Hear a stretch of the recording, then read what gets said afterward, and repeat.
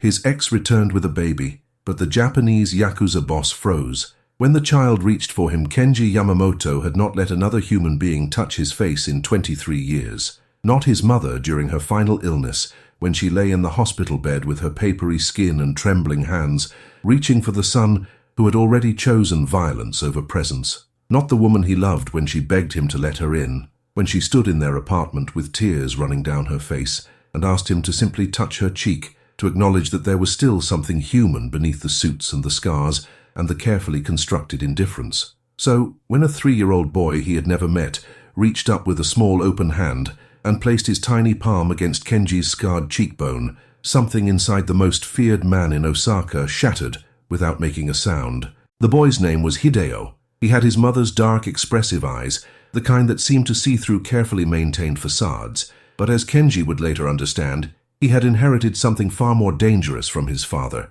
an instinct for truth that bypassed every wall, every carefully constructed lie, every brutal facade that Kenji had spent more than 2 decades building like a fortress around his heart. It was the kind of truth that only children possessed, before the world taught them to be afraid to calculate, to protect themselves. Akira, the ex, had not come back for money. That was what Kenji told himself during the first 5 minutes after his lieutenant knocked on his office door with the news, his knuckles tapping the heavy mahogany in a pattern that suggested discomfort. In the underworld, women returned for money, for protection, for the promise of a better life under new management. They did not return with a child unless they wanted something concrete, something transactional, something that could be measured and controlled. Kenji had learned long ago to translate every human interaction into currency: favors, debts, power, fear. Love was the language of the weak, the tool of people who had not yet learned that emotions were liabilities waiting to be exploited. But Akira was not weak.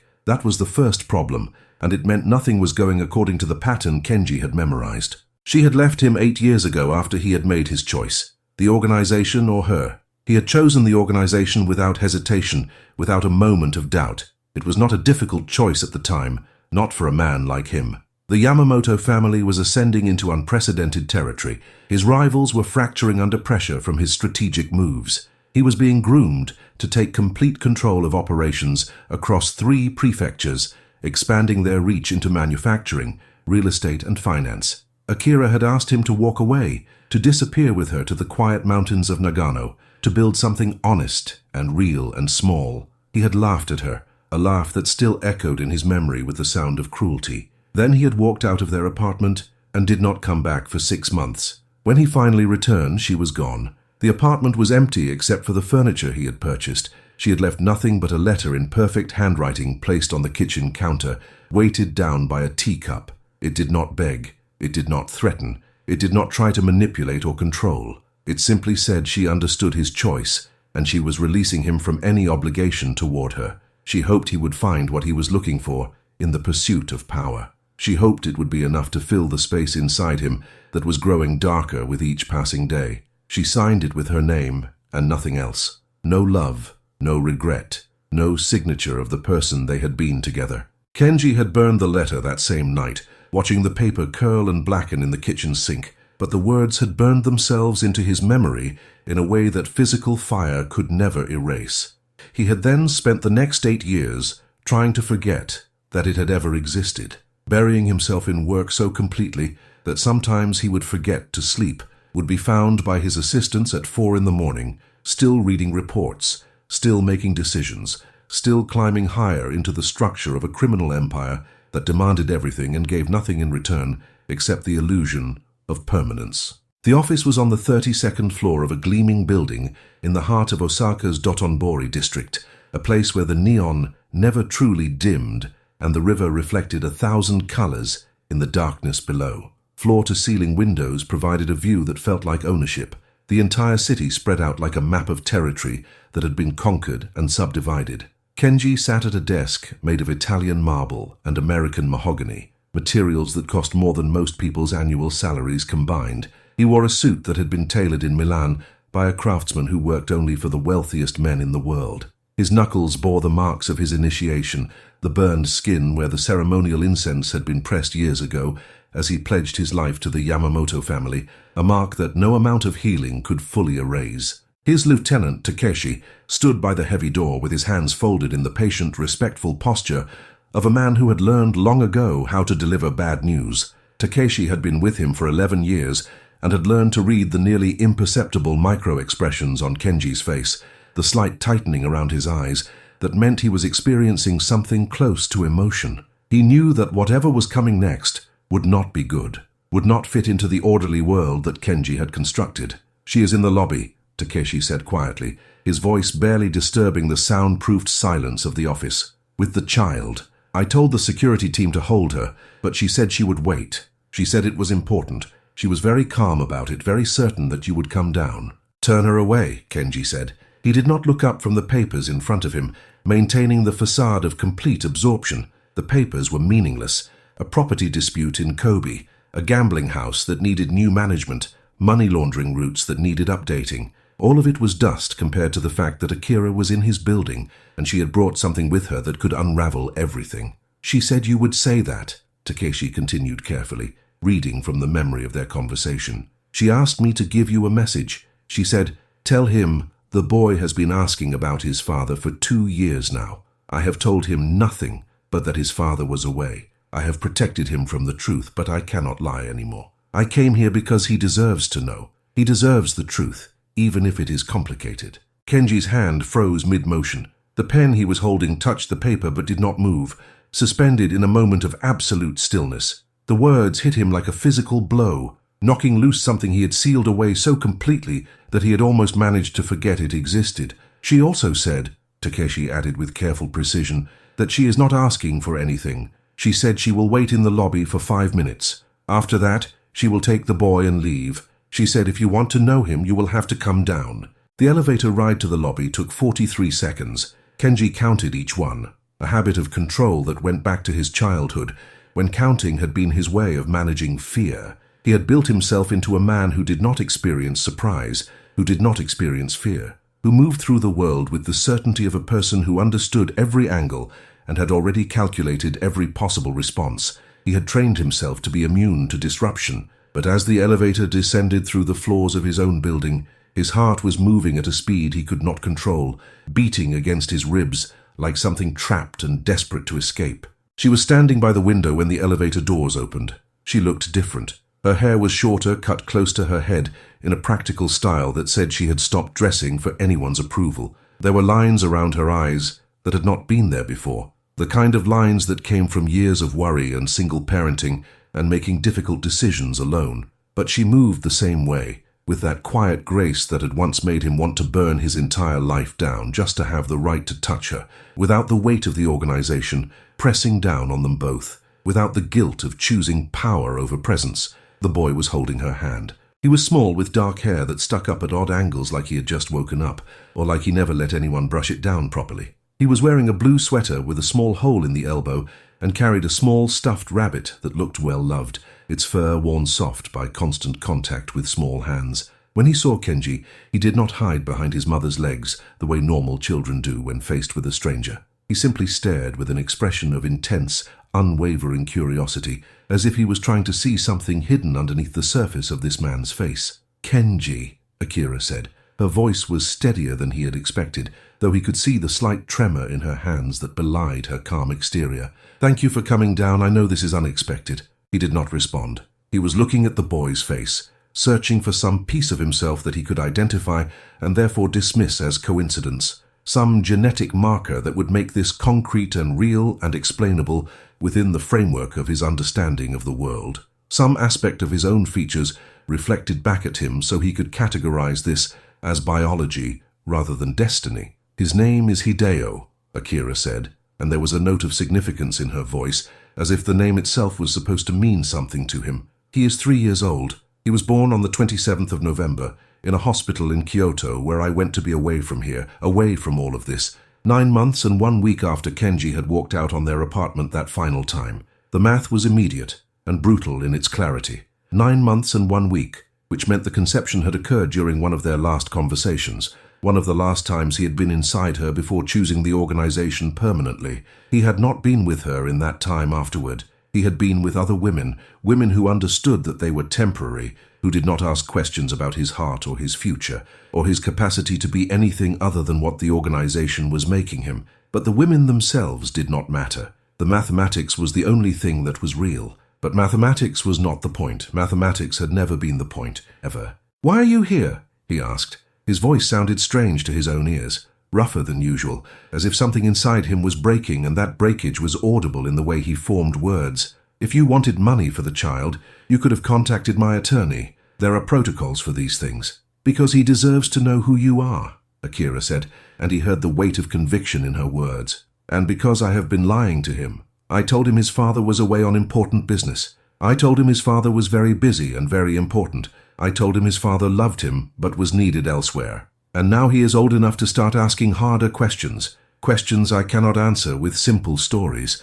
I cannot keep lying to him about what kind of man you are, or what happened between us. He came here because a part of him has always known, on some level, that there was a missing piece, and I could not deny him any longer." The boy had released his mother's hand.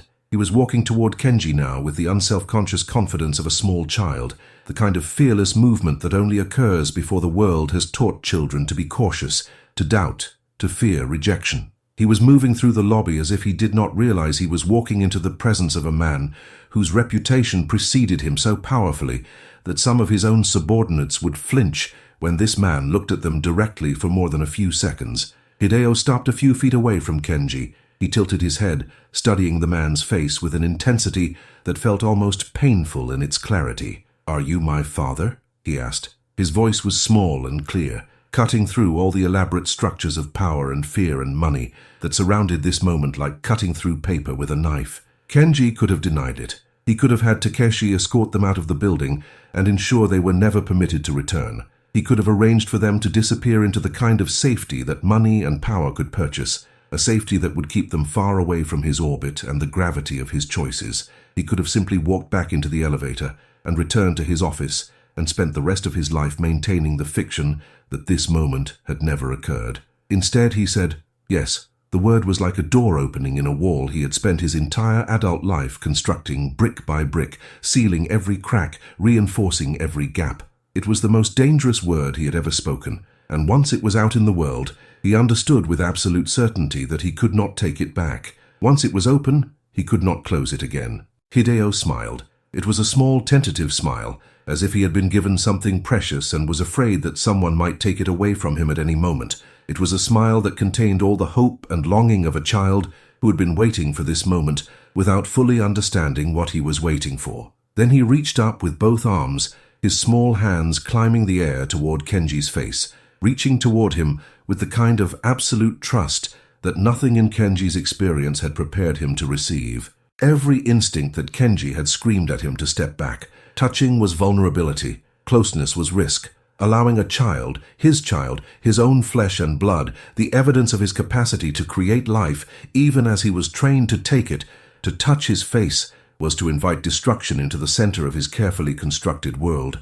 It was to admit that there was something inside him that was not armor, not strategy, not cold calculation. It was to become permeable at a moment when the organization was at its most powerful, and he was at his most secure in that power. But he stood still. Every muscle in his body went rigid, but he stood still, and when Hideo's small hands reached his scarred cheekbone, his tiny palms warm against skin that had not been touched with tenderness in more than 2 decades, Kenji froze. It was not the touch itself that immobilized him. It was the realization that had crashed through his entire being in that moment, an understanding that bypassed his intellect and hit him in some deeper place where his carefully constructed logic did not apply. He had known intellectually that becoming a Yakuza meant sacrificing certain freedoms, certain possibilities, certain futures. But in this moment, with this child's hands on his scarred face, he understood the true cost of his choices in a way that made the previous knowledge seem like pale shadow. He had sacrificed the ability to be loved, not by women, not by his organization, not by the power structure he had climbed so carefully and at such tremendous cost. He had sacrificed the ability to be loved in the most fundamental and unconditional way that a human being could be loved, the kind of love that asks nothing of you, demands nothing, expects nothing, except that you exist and that you are present. And now, staring into the face of a child who did not yet understand what he had become. He could see it written there in every line of that small face. The boy loved him already, not because of who he was or what he had achieved, but despite what he was, despite the armor, despite the violence, despite the reputation that preceded him like a wave of cold air. Akira was watching him carefully from across the lobby. She had known this would happen. She had known that bringing the child here would break something open inside him that he had spent years trying to keep sealed shut. She had come not to demand anything, not to threaten him, but to give him the opportunity to choose,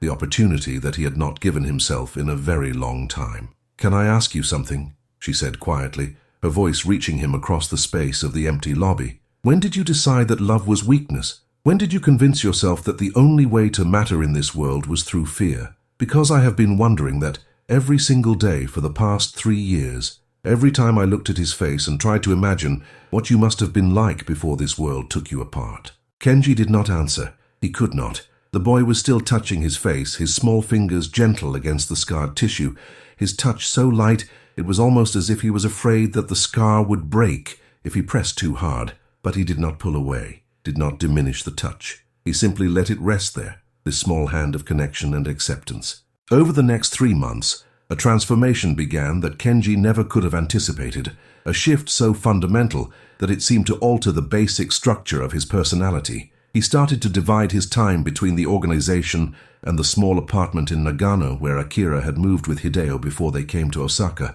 He told no one about the boy. This was partly for safety, partly for power. Knowledge was leverage in his world, and the fewer people who knew about this crack in his armor, the better protected he was. The fewer people who knew about the child, the less likely it was that the child would become a liability, a weakness to be exploited by his enemies. But it was also partly because, in those early weeks, he was not sure how to exist in 2 worlds simultaneously, was not certain that the man he was in the organization could coexist with the person he was trying to become in Nagano. The man he was in the Yamamoto organization was a carefully curated construction built from years of calculated choices and strategic compromises. He was cold, efficient, ruthless. He made decisions that ended lives without hesitation. He moved through Osaka like a force of nature, unstoppable and terrible and inevitably destructive to everything in his path. But in Nagano, in a small apartment overlooking a valley where the mountains seemed to hold the whole world at arm's length, he was something entirely different and entirely new. He was a man learning to be a father, learning the grammar of presence and patience and daily care. He was clumsy at it, made mistakes constantly. He did not know how to braid Hideo's hair, so he bought products and watched tutorial videos on his phone, his large hands fumbling with the small strands. He bought toys that were too advanced for the boy's age and had to watch as Hideo grew frustrated with them. He tried to read bedtime stories, but his voice kept breaking on the words, unable to maintain the narrative when his throat was closing with emotion he had no name for. The first time Hideo called him father was on a Tuesday in January. They were building something with wooden blocks in the living room while snow fell outside the windows, the flakes large and heavy with moisture, piling up on the sill and transforming the world into white silence. The boy had knocked over the tower Kenji had spent an hour helping him build, and Kenji's first instinct had been to feel frustration, annoyance at the wasted effort. But instead, he had looked at Hideo's face and seen not disappointment but joy, the pure delight of a small child in knocking things over. So he had helped him build it again, and they had done this 5 times, 6 times, 7 times, each time the boy laughing more, each time Kenji feeling something inside him warming. And then, very casually, as if it were the most natural thing in the world, as if the boy had been calling him this his entire life, Hideo said, "Father, will you help me make it bigger? Can we make it reach all the way to the ceiling?" Kenji's hands had frozen mid-motion. Akira, sitting by the window with her eyes following the snow, had looked up and smiled. It was not a triumphant smile or a relieved smile. It was a smile of acknowledgement, the kind of smile that said, "You see now. You understand now what you were running from. You understand now what you sacrificed when you chose the organization." But the organization did not stop. Violence does not pause for personal epiphanies, and power does not wait for men to find their souls before demanding tribute. In February, a rival family made a coordinated move against Yamamoto interests in Kobe, a series of attacks designed to test how strong Kenji's leadership truly was. In March, there were whispers of a betrayal within Kenji's own ranks. suggestions that someone close to him was selling information to competitors. By April, he was being pulled into situations that required him to make choices he had made hundreds of times before, choices that were swift, decisive, and final, choices that ended with bodies that had to be disposed of, that required his subordinates to do things that would mark them forever. And one afternoon in May, as he sat in his office 32 stories above Osaka, with the city sprawling below him like a conquered territory, Takeshi came in with a report of a problem that needed solving. The problem was a mid-level member of a rival organization who had been skimming money and information. The solution was one that had been worked out for years, a standard operational procedure: send a message, make an example, ensure no one would ever consider betrayal again.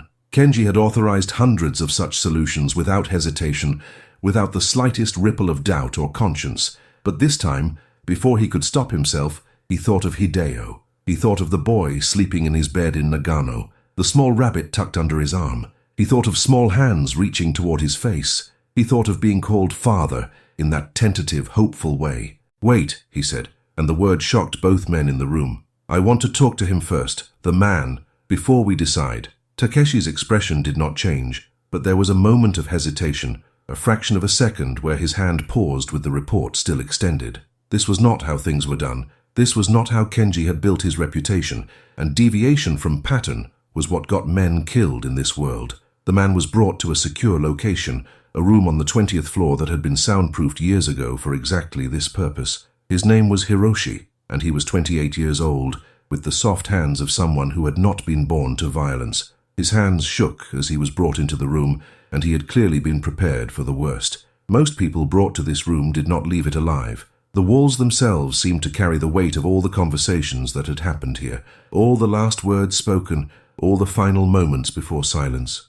Kenji sat across from him in a chair positioned so that the light from the window behind him cast his face in shadow. This too was strategic, was designed to maximize psychological impact. "Why did you betray your family?" he asked, his voice level and almost curious, as if he was asking about the weather. The man did not answer. Fear had closed his throat, had seized his ability to form coherent thoughts. "They say you stole money," Kenji continued, and there was something almost gentle in his tone, which made it more terrifying. "They say you sold information to my organization. These are things that cannot be overlooked, things that must be punished. You understand this, yes? You understand that in the world we live in, betrayal cannot be forgiven." The man nodded slowly, his entire body shaking with the certainty of his impending death. "But I want to know why," Kenji said.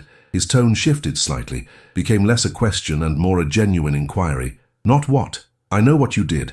I want to know why. What made you decide that this life, the life you were given, was not enough? What made you decide to risk everything?" And the man, knowing he was going to die anyway, knowing that nothing he said could make his situation worse, began to talk. The words came slowly at first and then faster, tumbling out like water through a broken dam. He talked about a sister who needed money for medical treatment, a sister with a condition that the family's medical insurance would not cover. He talked about the way the organization had broken promises to him, how men above him in the hierarchy had taken credit for his work and stolen his earnings. He talked about a brief moment when he had believed, for just a few weeks, that there might be another way to live, a way outside the violence and the loyalty oaths and the slow corruption of the soul. Kenji listened to every word. He listened to the rhythm of the man's voice, the way his breathing changed when he talked about his sister, the way his eyes closed when he spoke about his moment of hope.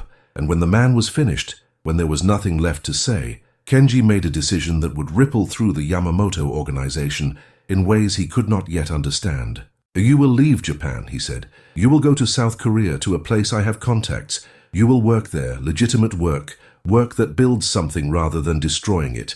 And you will send half of everything you earn to pay back what you took. You will do this for 5 years. After 5 years, you will be free. If you break this agreement, if you contact anyone from the organization, if you try to return to this life, then we will finish this conversation. Do you understand?" The man stared at him, unable to process what he was hearing. The words did not make sense. They were not the words a man heard in this room. "You're letting me go? I'm giving you something," Kenji said quietly. "A second life. A chance to be something other than what this world made you. A chance to be someone your sister can be proud of." He stood up and walked out of the room without waiting for a response. Behind him, he could hear Takeshi's footsteps following, could sense the questions the older man did not know how to ask, and the shock that was radiating from him in waves. That decision was the first domino in a series of choices that would eventually topple the careful structure Kenji had built. Over the next 6 months, as other situations arose that would normally have ended in violence, Kenji found himself asking questions instead.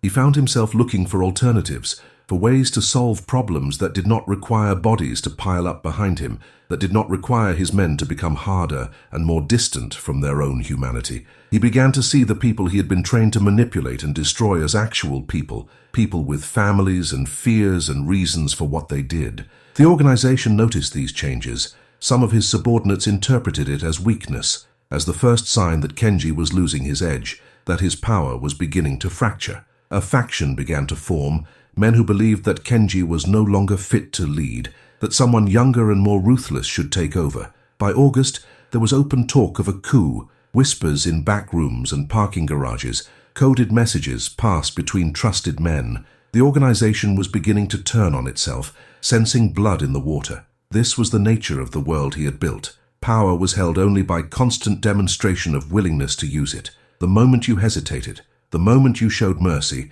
the moment you questioned the necessity of violence, the wolves began to circle. It was inevitable, a law of nature written into the underworld as surely as gravity governed the physical world. Kenji could have responded the way he always had. He could have made examples of the dissenters, could have ordered executions that would remind everyone why they feared him. He could have reasserted his dominance through violence so spectacular and so final that no one would ever question his authority again. But instead, he went to Nagano. He drove through the night, the car climbing up into the mountains, leaving Osaka and the organization further behind with every kilometer. He went to the small apartment overlooking the valley, arriving just as dawn was breaking over the distant peaks. It was a Tuesday morning, and Hideo was in school. Akira was in the kitchen, preparing lunch for when the boy came home, slicing vegetables with the kind of focused attention that suggested she was trying not to think about something. When she saw his face, she immediately understood that something was wrong,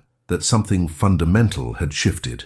"The organization is fracturing," he said, and his voice sounded strange to his own ears, weakened by emotion and exhaustion and the weight of what he was about to do. "There are men who think I should be removed, men who believe I have lost my hunger for power. In the old way, in the way I have always done things, I would deal with this by showing strength, by showing that anyone who challenges me will die." Akira set down the knife she was holding. But if I do that," he said, "if I respond the way the organization expects me to respond, if I become the cold instrument of violence that everyone needs me to be, then I become a person that our son cannot know. I become a shadow, a whisper of violence that follows him his entire life. I become the thing he grows up afraid of, not the father he reaches for, and I cannot do that. I cannot choose power over him again." "What are you saying?" Akira asked, though Kenji suspected she already knew, had perhaps been waiting for this moment since she first came to his office. "I'm saying I'm done," he said. "I'm walking away from all of it."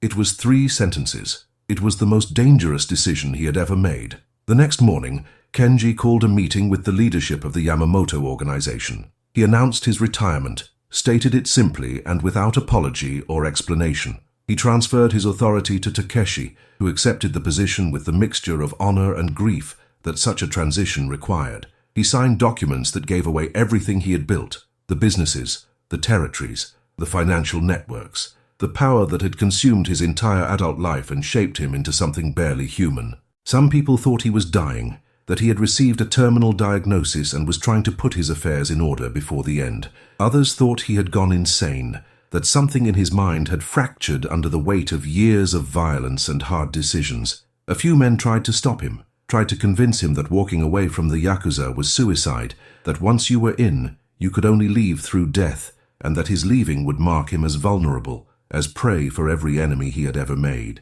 But Kenji had found something stronger than fear. He had found something that made power look like ash in comparison. He had found love, unconditional and unreasonable, and impossible to defend against. 3 months later, he was living in Nagano full-time. He was teaching Hideo to ride a bicycle in the park near the apartment, his large hands gripping the seat while the boy pedaled with fierce concentration. He was learning to cook from Akira, learning to follow recipes rather than simply imposing his will on the kitchen. He was learning the names of his son's friends, learning what it meant to belong to something beyond himself, something smaller but infinitely deeper. One evening, as they sat together on the apartment balcony and watched the sunset paint the valley in shades of orange and purple and deep indigo, Hideo asked him, "Father, why are you sad sometimes? I see you looking at the mountains, and you look sad." Kenji looked at his son. The boy was growing visibly, his face changing, his understanding of the world becoming more complex. Soon he would be old enough to ask real questions, hard questions, questions about who his father had been before he became a father, questions about the scars and the reputation and the people who still whispered about him in certain circles. "I am sad because I did things that cannot be undone," Kenji said carefully, choosing his words with the precision of someone who understood that this moment was important, that what he said now would shape his son's understanding of the world. "I am sad because I hurt people. I am sad because it took me a very long time to understand what matters and what does not. I am sad because I almost missed all of this, almost missed knowing you." "But you are happy now?" Hideo asked. It was not a question. It was a statement, spoken with the absolute certainty of a child who had witnessed his father's transformation, who had seen the change in his father's eyes when he looked at him.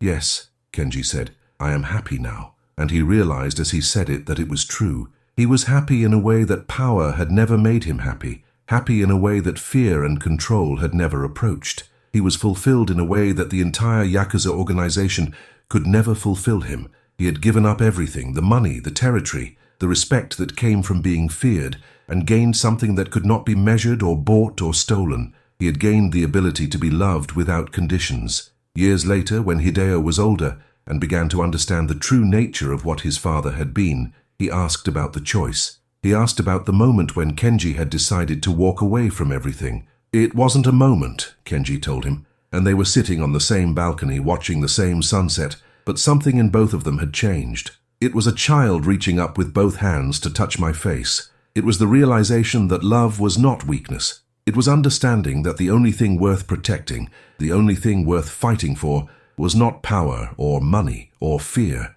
It was this. It was you. It was the chance to be the kind of man that a child could trust without hesitation, could reach for without fear." Hideo nodded, and Kenji could see in his son's eyes the understanding that comes when a child realizes that his father was once broken and then somehow, miraculously, put himself back together. The Yamamoto organization went through turbulent changes in the years that followed Kenji's departure. Some of his old enemies circled back, sensing the power vacuum. Some of his former allies turned on each other, competing for control of what Kenji had built. There was violence and bloodshed, and the kind of chaos that always follows when a strong hand releases control. But Kenji, living quietly in Nagano with his son and the woman he had loved and lost, and somehow found again, had moved beyond that world completely. He read about these events in the newspapers sometimes, saw his own name mentioned in relation to the chaos, but he felt no pull to return, no temptation to reassert control.